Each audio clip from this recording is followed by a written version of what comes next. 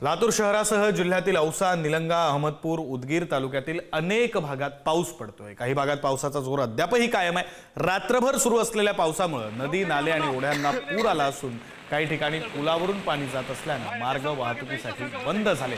जिल्ह्यातून वाहणाऱ्या मांजरा, तेरणा आणि तावरजा या नद्यांच्या पाणी पातळीत मोठी वाढ झाली।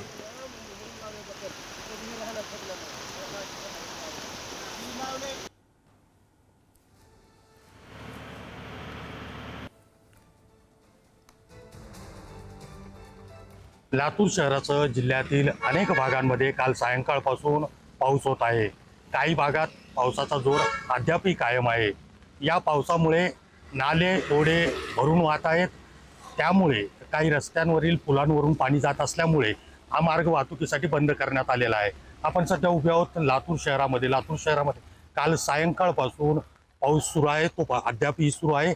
अधूनमधून पावसाचा जोर वाढत आहे। अशीच परिस्थिती लातूर जिल्ह्यातील इतर भागातही आहे आणि त्याचमुळे लातूर जिल्ह्यातील 4 ठिकाणांवरील पुलावरून पाणी जात असल्यामुळे त्या ठिकाणची वाहतूक बंद करण्यात आलेली आहे। काही ठिकाणावरून वाहतूक इतर पर्यायी मार्गावरून वळविण्यात आलेली आहे।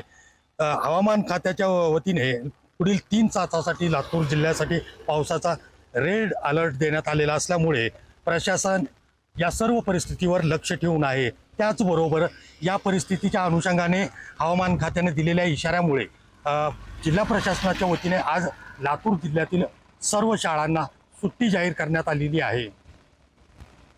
पुढारी न्यूजसाठी श्रीराम जाधव, लातूर।